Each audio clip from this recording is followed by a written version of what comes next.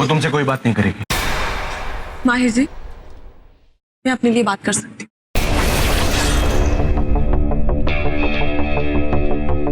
मैं और माहिर जी कहीं बाहर जा रहे हैं। मैं अभी तुमसे बात नहीं कर सकती, तुम जाओ प्लीज।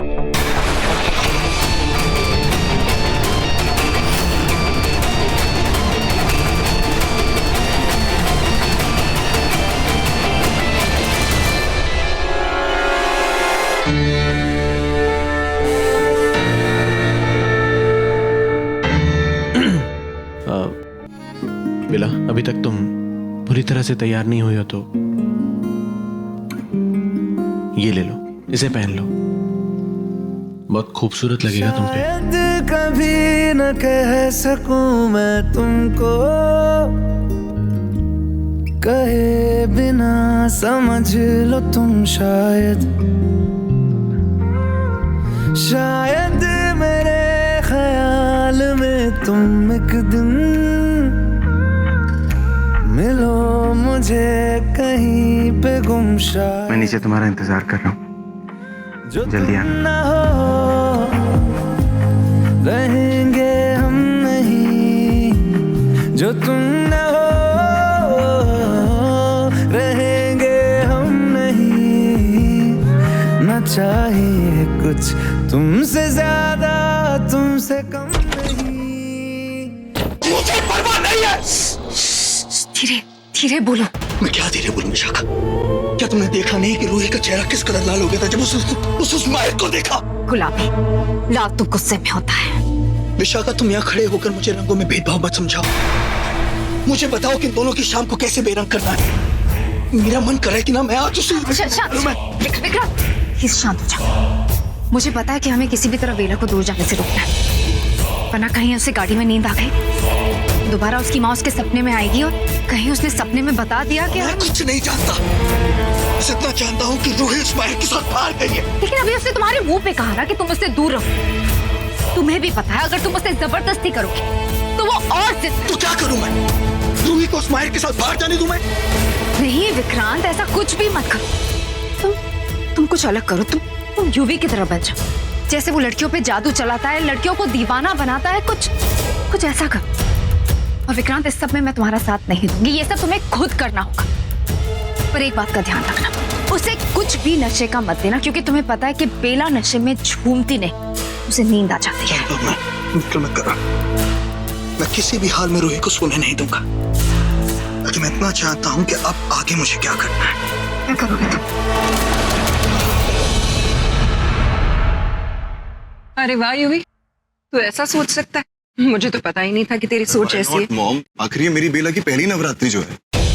जानती हूँ, लेकिन अनु और मुक्ति भाभी के साथ जो नहीं यूवी, उसके बाद ये सब कुछ ठीक नहीं लगता। इस बार रहने दे। मेरी माँ आई नो कि जो भी हुआ उसे नहीं होना चाहिए, और उस इंसिडेंट के बाद से सबका मूड बहुत खराब है, घर का माहौल अच्छा नहीं है। तो मैं इसलिए ये करना चाहता हूँ जिससे घर का माहौल अच्छा हो, सबका मूड ठीक हो जाए। Try to do pep things up, है ना? हाँ, जो तू कह रहा है ठीक है, लेकिन यूवी अब टाइम तो देख, शाम हो गए, 7:30 बज गए। नहीं जाने दे इस बार। अरे मेरी भोली माँ, दुर्गा माँ कोई घड़ी देख के थोड़ी आती है, उनको तो जिस भी टाइम लाओ वो शुभ होगा। And I know everyone will feel happy, trust me. और मेरी माँ और दुर्गा माँ में एक चीज कॉमन है, बताऊँ क्या? माँ, मेरी माँ, मान जाओ। अरे हाँ ठीक है, या ओके ठीक है। आई नो आप मेरा कहा नहीं टाल सकती। I love you mom.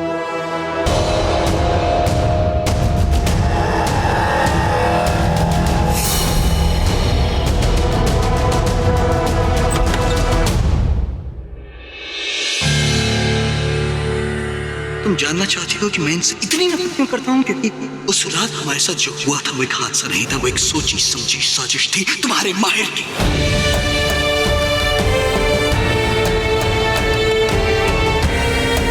क्या सही है क्या नहीं, मुझे इसका पता लगाना ही होगा। आज एक फैसले पे आना ही होगा, आज रात ही। और ये आज रात ही करना है बेला। माँ, आपने बेला को बता दिया that we are going out?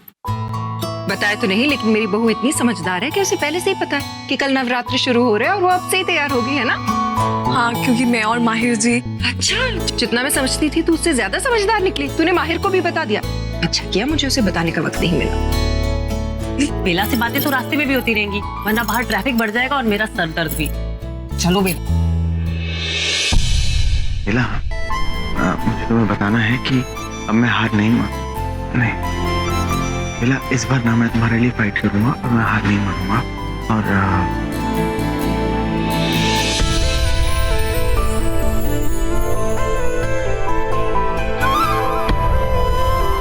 माहिर जी,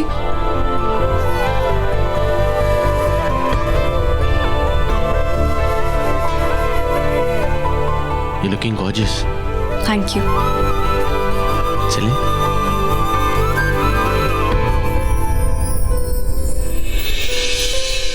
थैंक्स भाई। चले? अच्छा हाँ, और कार में ना एसी फुल स्पीड पर चलाना, ठीक है? अरे खड़ा खड़ा देख क्या रहा है? बेला ने बताया ना तुझे, चलो भी। माँ लेकिन हम डिनर के लिए। हाँ ठीक है, डिनर भी कर लेंगे सारे, चलो। सारे?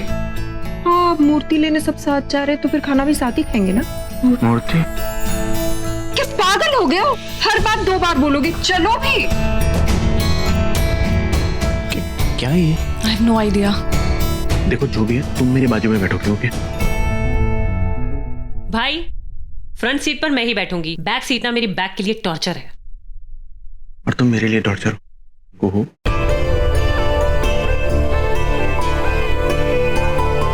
बहुत हंसी आ रही है ना? हंस लो तुम, देख लो हम। तुमने उस हाउस हेल्प से बात कर ली ना?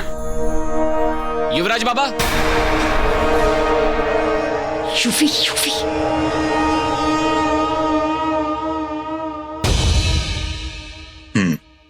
तो ले आए तुम समझ से? हाँ युवराज बाबा, पर ये बेलपत्र घर में फैलाने से क्या होगा? पवित्रता होगी, पूरा घर पवित्र होगा। जितना काम बोला जाए उसे ध्यान से करना, और एक खास ध्यान रखना, इस घर की एक भी खिड़की, एक भी दरवाजा, एक भी कोना नहीं बचना चाहिए। हर जगह बेलपत्र होने चाहिए। जी बाबा। जो बड़ा परफेक्ट आइडिया पेश। हम इन बेलपत्रों की वजह से उस नागरानी को हमारे सामने आना ही होगा।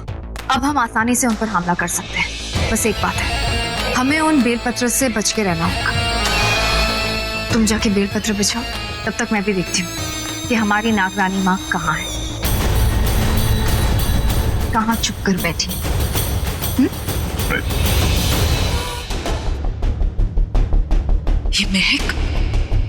ये महक तो बेलपत्र की है।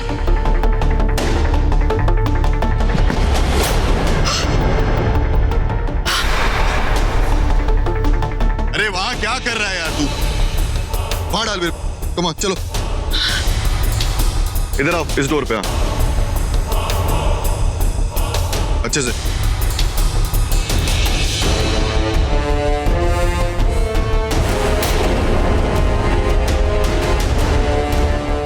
ये लोग मुझे पकड़ना चाहते हैं, अब मुझे जल्दी यहाँ से भागना होगा।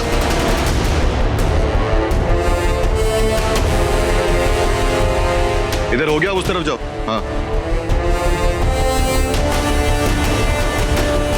हाँ, लेफ्ट डोर पे नीचे। यहां हो जाए फिर दूसरे डोर पे जाना। चलो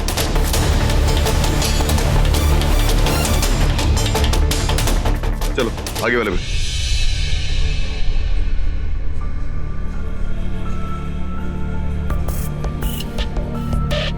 क्या कर रही हूँ मैं भी कितनी पागल हूँ। अब तक तो नागिन अवतार में आके मैं उस औरत को ढूंढ भी चुकी होती।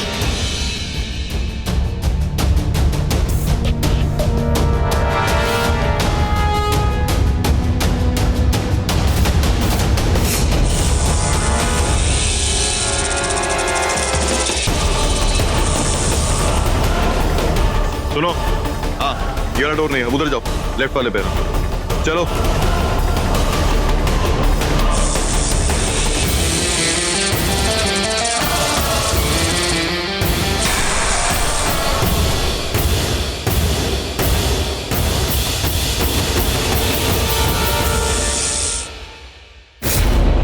व्हाट, घूर क्या रहे हो? अपने काम पे ध्यान दो। चलो अब इस डोर पे जाओ। हाँ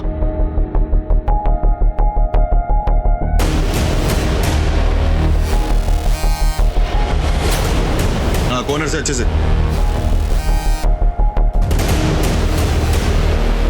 बाबा बेलपत्र हर जगह बिछा दिया है। और कहाँ बिछाना है? हाँ, मेरे सर पे डाल दिया जा। अरे काम हो गया तो जाना। Get lost, leave.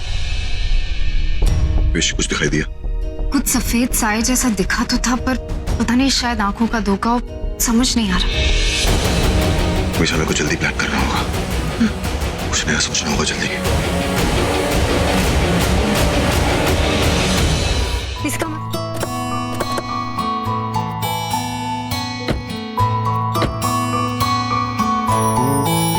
संभल के जोर से बोलो। जय माता दी। सारे बोलो। जय माता दी। जोर से बोलो। जय माता दी।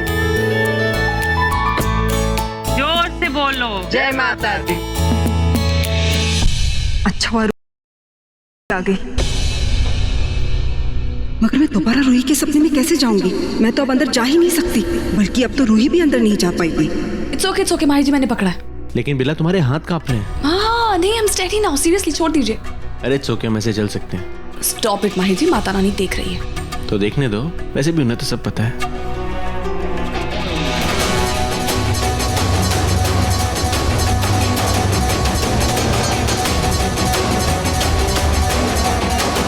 रूही अंदर कैसे जाएगी?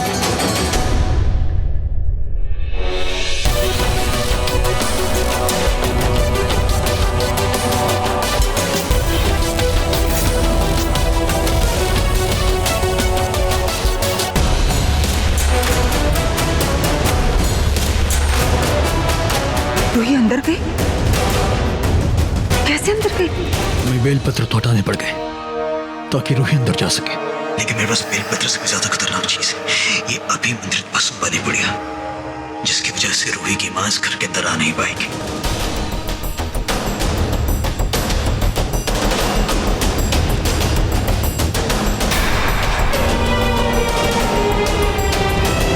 ऐसा कैसे हो सकता है? मैं अंदर क्यों नहीं जा पा रही हूँ? ये कौन सा जादू है जो मुझे अंदर जाने से रोक रहा है पर रूही को नहीं? क्योंकि अगर वो आती तो हमसे बच नहीं पाती। इसका मतलब यही है कि वो जरूर आत्मा के रूप में इस घर में आई है, खैर जिस भी रूप में आई हो। अब उनका बचना नामुमकिन है। वो सोच भी नहीं सकती कि अब उनके साथ मैं क्या करूंगी।